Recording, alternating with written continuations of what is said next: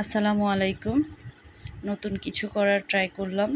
আশা করি আপনাদের কাছে ভালো লাগবে। যদি ভালো লাগে তাহলে এই ভিডিওটি লাইক, কমেন্ট, শেয়ার করে পাশে থাকবেন। আমি কোনো পাকা রাঁধুনি না।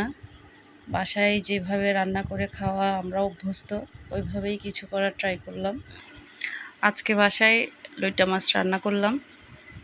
তো লইটা মাছ রান্না করতে যা যা লাগে সব উপকরণ দিয়ে দিলাম। বাসায় আমরা যেভাবে খাই আর কি, ওইভাবে জাস্ট রান্নার ভিডিওটা করলাম।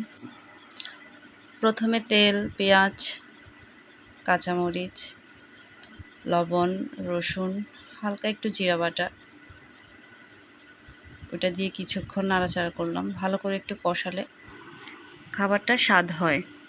তো হলুদ দিয়ে দিলাম। হলুদ দেওয়ার পর মরিচের গুঁড়াটা দিয়ে দিলাম।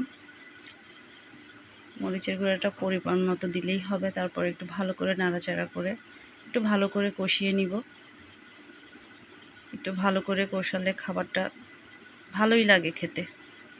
তারপর মাছটা দিয়ে দিলাম। মাছটা দেওয়ার পর লোট্টা মাছ কম নাড়লেই ভালো।